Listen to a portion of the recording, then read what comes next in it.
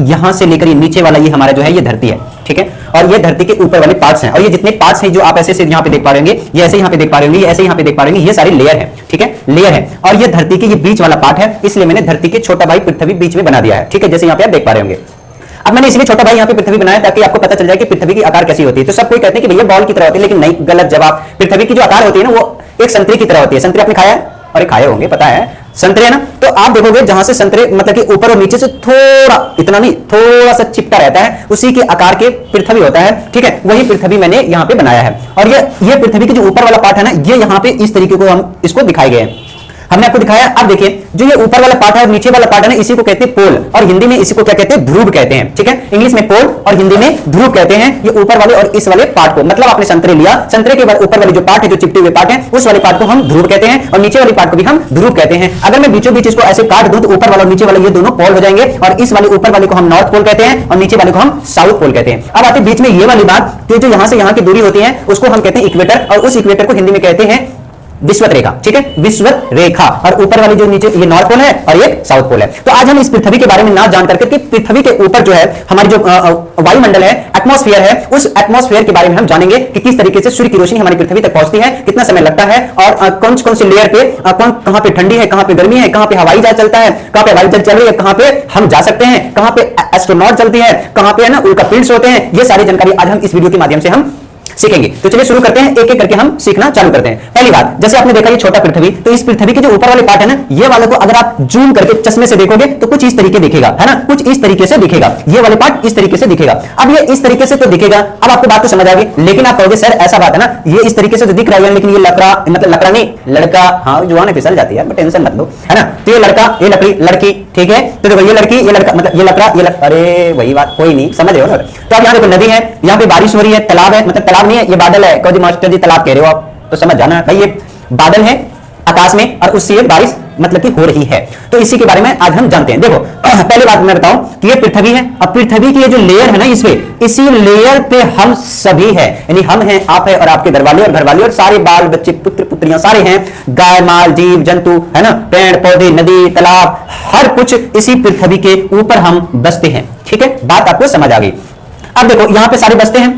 अब इस पृथ्वी से रॉकेट पे जैसे ही चढ़ोगे तो ऊपर की ओर उठोगे, जैसे ही रॉकेट पे चढ़ोगे या फिर आप यहां से उड़ना चालू किए इस पे, ऐसा नहीं कि दो पंख लगा लिए उड़ गए, नहीं, हवाई जहाज या फिर पैराशूट या फिर किसी भी माध्यम से अगर आप उड़ोगे ना, तो इससे एक लेयर होती है। कहां से लेयर होती है? देखो ये रहा पोल। अब जी कहोगे जी पोल क्या है? यानी कि जब ये पृथ्वी के ऊपर वाले पार्ट में इसको पोल कहते थे, उसी तरीके से यहां पोल है, ठीक है। इस पोल से जब, यानी जहां पे आप खड़े हो, अगर पोल पे खड़े हो, उस पोल से अगर आप उठना चलोगे, ऐसे छोटा बीन बड़ा बीन ऐसे उड़ते हैं ना, तो बस यूं ऐसे हम भाई जब जैसे हम यहां से उड़ना चालू करें तो जैसे ऊपर उठोगे ना, तो यहां पोल से जब 8 किलोमीटर की दूरी पे जाओगे तो इस वाले एक एक लेयर हो जाएगा, यानी कि चारों बगल, पृथ्वी के चारों बगल 8 किलोमीटर जब आप यहां से चलोगे तो इसको हम कहते हैं क्षोभ मंडल, और इंग्लिश में कहते हैं ट्रोपोस्फेयर। क्या? क्षोभ मंडल या फिर ट्रोपोस्फेयर।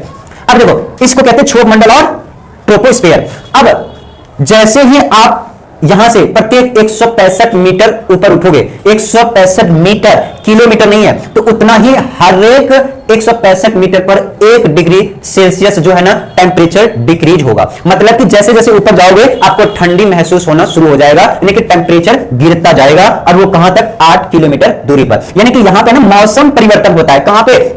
यानी कि पोल से 8 किलोमीटर की दूरी पर मौसम परिवर्तन होता है। अब देखो जब मौसम परिवर्तन होता है तो भाई बादल यहीं पे बनेंगे। अगर ये फिक्स होता तो बादल बनते नहीं, मौसम परिवर्तन होता नहीं, और ना ही फिर बारिश होती, और ना फिर आंधी तूफान धूल मिट्टी कण आदि कुछ नहीं दिखाई देता। तो ये वाली जो लेयर है ना, इसी में ये धूल कण मिट्टी ये सारी के सारे यहां पे होता है, ठीक है।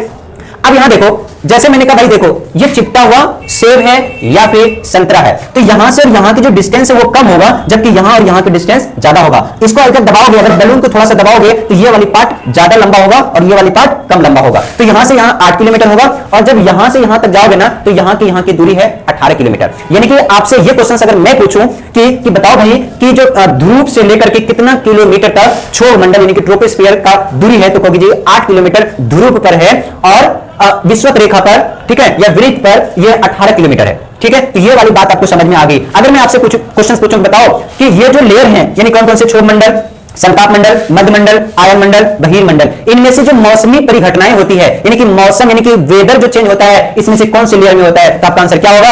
आंसर होगा क्षोभ मंडल, क्योंकि इसी में सारी परिघटनाएं, धूल, मिट्टी, कण, मौसम चेंज, ये सारी की सारी किसमें होंगे? क्षोभ मंडल में होंगे, ट्रोपोस्फियर पे होगा। ठीक है, चलिए अब हम थोड़ा सा इसके ऊपर चलते हैं। थोड़ा सा जैसे आप इस 0 से लेकर 8 किलोमीटर के ऊपर जाओगे तो ये क्षोभ मंडल के बाहर आ जाते हैं, और ये क्षोभ मंडल ये होंगे, और इसके ऊपर वाला को हम कहते हैं संताप मंडल, जिसे इंग्लिश में कहते हैं स्ट्रेटोस्फीयर। तो जो संताप मंडल है, संताप मंडल और क्षोभ मंडल, यानी कि संताप मंडल और ट्रोपोस्फीयर के बीच के जो कड़ी जोड़ता है, इसको हम कहते हैं क्षोभ सीमा। क्या? क्षोभ सीमा, क्षोभ सीमा। ये जो आप डॉटेड डॉटेड डॉटेड जो आप रास्ता देख रहे होंगे, ऐसा लग रहा होगा कि सड़क बनाया है, सड़क नहीं बनाया है। इन दोनों के बीच में जो जोड़ रहा है कड़ी को, उसी को हम क्या कहते हैं? क्षोभ सीमा। अब ये क्षोभ सीमा क्या है? देखो, जब यहां से इसके बीच में ना जितना ऊपर जाओगे, यहां पे मौसम बहुत, एयर जो होते हैं ना 45 डिग्री सेंटीग्रेड तक ये ठंडी हो जाती है, यानी कि जो हवा है ना 45 डिग्री सेंटीग्रेड तक क्या है? ये ठंडी हो जाती है। यहां पे जो वायु है ना 45 सेंटीग्रेड तक हमारी जो ठंडी है। अगर कौन, इसी के बीच में एक क्वेश्चन पुट करना चाहूंगा, जैसे हमारी बॉडी है, बॉडी की टेंपरेचर क्या होता है? कहोगे जी 37 डिग्री टेंपरेचर होता है। हमारी जो शरीर है, शरीर का टेंपरेचर 37 डिग्री टेंपरेचर होता है।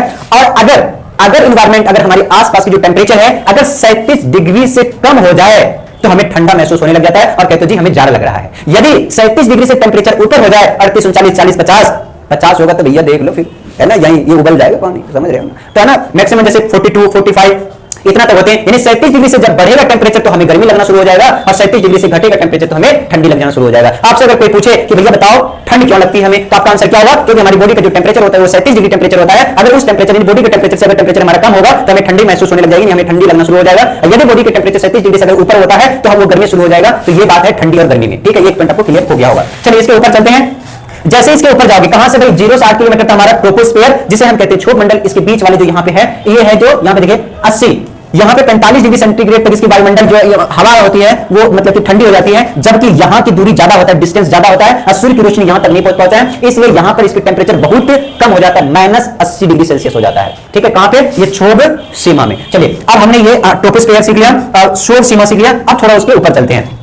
जैसे आप ऊपर जाओगे, कहां से कहां तक? यानी कि 0 से 8 किलोमीटर तक चले गए। 8 किलोमीटर के बाद यानी कि 50 किलोमीटर, यानी कि ट्रोपोस्फीयर क्षोभ मंडल के 50 किलोमीटर जब दूर जाओगे, कहां पर? धरती के नीचे नहीं, धरती के ऊपर। तो ये वाले सारे के सारे कौन से मंडल कहलाएंगे? ये कहलाएंगे संताप मंडल। कौन से? संताप मंडल। और इसी मंडल पे, यानी इसी लेयर पे ओजोन परत पाया जाता है, ओजोन लेयर पाया जाता है। अब कोई भी ओजोन लेयर क्या होता है? ओजोन लेयर एक लेयर होती है जिससे जो कि सूर्य की कितनी किरणें होती है भाई? तो सूर्य में 7 किरणें होती है। ठीक है, और 7 किरणें कौन कौन सी होती हैं आप लोगों को पता होगा, नहीं तो मैं आपको बताऊंगा आगे। विबज्योर, आप हाँ खुद ही मैं बता देता हूं, खुद आप में एक प्रयोग आपको बताता हूं, घर पे उस प्रयोग को करिएगा, आपको सूर्य की 7 किरणें आपको आइडेंटिफाई करना आ जाएगा। चलो मैं बताता हूं, आपको ध्यान से करना। घर पे क्या करना है? सबसे पहले देखो, एक टप लो, कोई भी टप लो, टप में आधा टप पानी भर देना, और जिससे आप शीशा देखते हो ना, रोज सुबह सुबह नहा धो के ऐसे बाल पूरा कंघी करते हो, उस शीशे को लेना, टप के अंदर आधा शीशा को डुबाना, और सूर्य जिधर से निकल रहा है उसके ऊपर, यानी सूर्य के ऊपर उसको ऐसे टिकाना, और उसकी जो रोशनी पड़ेगी शीशे में, शीशे को दीवार पर टिकाना, देखोगे तो 7 रोशनी दिखना शुरू हो जाएगा। आप ये प्रयोग करके घर पे देखना पूरा 7 रोशनी आपको दिखेगा। ठीक है, चलिए तो अब जो 7 रोशनी होता है उनमें से एक किरण निकलती है जिसका नाम है पैरावैग्निक किरण। कौन सा? पैरावैग्निक किरण। इंग्लिश में कहते हैं अल्ट्रावायलेट रे। क्या कहते हैं? अल्ट्रावायलेट रे। ये हमारे शरीर के लिए बहुत ही हानिकारक रे होती है। फॉर एग्जांपल कहोगे सर ये किरणें कैसी होती है, आप हमें बताएं। तो जैसे आपने एक्सरे कराया होगा लाइफ में, आपने कभी ना कभी किसी न किसी कभी जरूर आपने एक्सरे कराया होगा। तो देखो जब भी एक्सरे करता है ना, तो देखना उसमें रे मतलब कि एक लाइट से आपके फोकस करता है, तो वो रे होती है, किरण होती है, जिसकी आपकी बॉडी की जो स्ट्रक्चर है, आपकी जो बोन है, वो आपको पूरी फोटो खींच लेता है, इमेज ले लेता है। ठीक है, तो ये क्या है भाई? रे है। तो ये रे है ना, सूर्य से निकलता है, सूर्य से, और वो इतना खतरनाक होता है, अगर काश ये संताप मंडल में ओजोन लेयर ना हो तो हमारी स्किन डिसीज यानी कि स्किन कैंसर जैसी भयानक बीमारी पृथ्वी पे आ जाएगा, और उससे हर कोई व्यक्ति परेशान हो जाएगा। ठीक है, इसलिए ये परत ओजोन लेयर कहां पाया जाता है? ये संताप मंडल में पाया जाता है। अगर आप ढूंढना चाहो ना तो यहां से 50 किलोमीटर धरती से उड़ जाओ ऊपर, वहां पे देखोगे वो संताप मंडल है, और वहीं पे वो ओजोन लेयर है, और उसी को हम क्या कहते हैं? स्ट्रेटोस्फीयर कहते हैं। ठीक है, अब यहां देखो ओजोन पेयर है ना, ओजोन जो लेयर है, ओजोन परत है, धीरे धीरे वो छोटा हो जा रहा है, पतली होते जा रहा है। क्यों? क्योंकि पृथ्वी पर इतना पॉल्यूशन हो रहा है, जैसे कि फैक्ट्रीज होती है, जूते के चप्पल के बांस, बहुत सारे फैक्ट्रीज होते हैं, जैसे कि और जैसे आप हमारे घरों में आजकल मॉडर्न इतना जमाना हो गया है, क्योंकि उसमें आप देख पा रहे होगे ना, एसी लगा रहे होगे, एसी, रेफ्रिजरेटर, बहुत सारे, उनमें से गैस निकलती है, सीएफसी नामक एक गैस निकलता है, जिसे कहते हैं क्लोरोफ्लोरोकार्बन। और वो क्लोरोफ्लोरोकार्बन क्या करता है कि ऊपर जाता है, और जैसे ऊपर जाता है तो उस लेयर को जाके अटैक करता है, और जैसे एयर को उसको जाके जब अटैक करता है तो पिघलना शुरू, और वो लेयर पतला होना शुरू हो जाता है, और धीरे धीरे बहुत पतला हो जाएगा। अगर हम पॉल्यूशन को इस तरीके से कंट्रोल नहीं करें तो ओजोन जो लेयर है वो बहुत शॉर्ट हो जाएगा, और कुछ दिन के बाद, कुछ समय के बाद ऐसा भी हो सकता है कि जो सूर्य की रोशनी, जो हानिकारक रे किरणें निकल रही है, वो पृथ्वी तक आ जाएगी, और उससे हम बच नहीं पाएंगे, और उस तरीके से हमारी स्किन डिसीज से बहुत सारी भयानक बीमारी आ सकती है। तो इसलिए अब हम और सभी पॉल्यूशन को कम से कम करना चाहिए। ठीक है, चलिए अगला चलते हैं ऊपर, यानी कि संताप मंडल के ऊपर। संताप मंडल के जैसे ऊपर जाओगे तो ये होगा हमारे यहाँ पे 0 से लेकर 80 किलोमीटर तक, यानी कि यहाँ पे ये वाली जो संताप मंडल था यहाँ पे 50 किलोमीटर था, यहाँ पे 8 किलोमीटर था, इसके ऊपर चढ़ोगे तो 50 किलोमीटर है। और इस 50 किलोमीटर जो कहां से संताप मंडल के ऊपर है ना, 50 किलोमीटर अगर ऊपर जाओगे तो होगा मेसोस्फीयर, हिंदी में कहते हैं मध्य मंडल। ठीक है, ये कितने 80 किलोमीटर, कितने हैं ये 80 किलोमीटर। अब इसमें कौन से फैक्ट है वो सुन लो।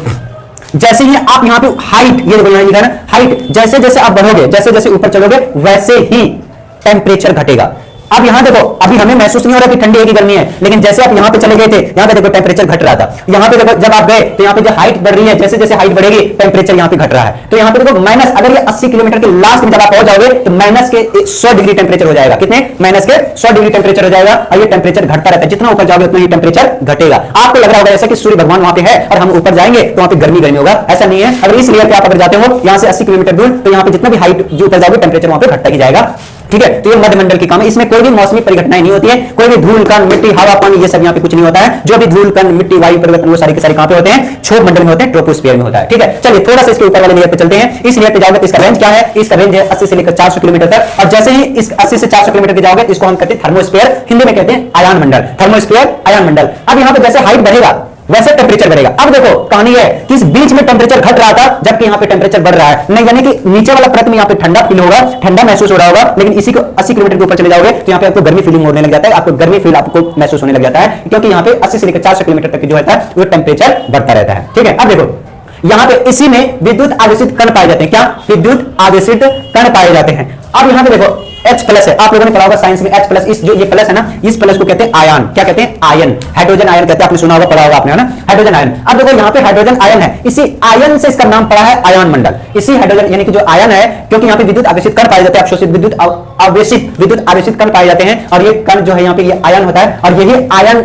के नाम से ही आयन मंडल इसका नाम पड़ा। दूसरी बात, रेडियो एक्टिविटी वेव, जितने भी आप सुन रहे हो ना, कहते हैं एफएम में, कौन से कहते हैं? Red FM 93.8 megahertz. तो वही दूसरे जो 93.8 मेगाहर्ट्ज होते हैं ना, वो सॉरी वो वेव छोड़ा जाता है, तरंग छोड़ी जाती है, और वो तरंग इसमें ट्रेवल नहीं करती है। वो जो बड़े बड़े टावर्स आप देख पा रहे होंगे, है ना, वो टावर्स में रे छोड़ी जाती है, वेव छोड़ी जाती है, तरंग ध्वनि छोड़ी जाती है, और वही तरंग इस वाले आयन मंडल में ट्रेवल करता है। तो आपसे ये क्वेश्चन पूछे कि बताओ कि रेडियो एक्टिविटी वेव होते हैं वो कहां पे चलता है? तो वो चलेगा कहां पे? यहाँ रेडियो एक्टिविटी वेव कहां चलेगा?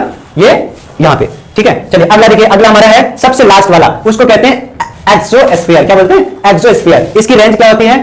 800 से लेकर के 3000 किलोमीटर तक। कितने 800 से लेकर 3000 किलोमीटर तक। अब देखो इसको क्या होता है? इसको कहते हैं बहिर्मंडल। कौन सा मंडल? बहिर्मंडल। ठीक है, अब यहां देखो बाह्य मंडल होते हैं। अब यहां देखो ताप, दाब, हवा, आर्द्रता, बादल महत्वपूर्ण तत्व होते हैं, इंपॉर्टेंट एलिमेंट्स होते हैं, और यही जो इंपॉर्टेंट जो महत्वपूर्ण तत्व जो होते हैं हमारे धरती के लिए, हमारी मानव जीवन के लिए भी बहुत सारे हानिकारक भी इसमें एलिमेंट्स एक्सोस्फीयर में पाया जाता है, जो मानव जीवन के लिए भी खतरा होता है। तो इस तरीके की हमारी जो ये मतलब कि वायुमंडल है, जो ये वायुमंडल है यानी कि एटमॉस्फेयर है, उस एटमॉस्फेयर के बारे में हमने आज थोड़ी बहुत जानकारी लिया है। अगर आपको इस वीडियो के माध्यम से और इसमें से अगर एक पैसे भी आपको समझ आया तो हाँ, दूसरे बच्चों तक के भी आप शेयर करेंगे ताकि उन्हें भी इससे जानकारी प्राप्त हो सके। So thank you for watching, like और सब्सक्राइब।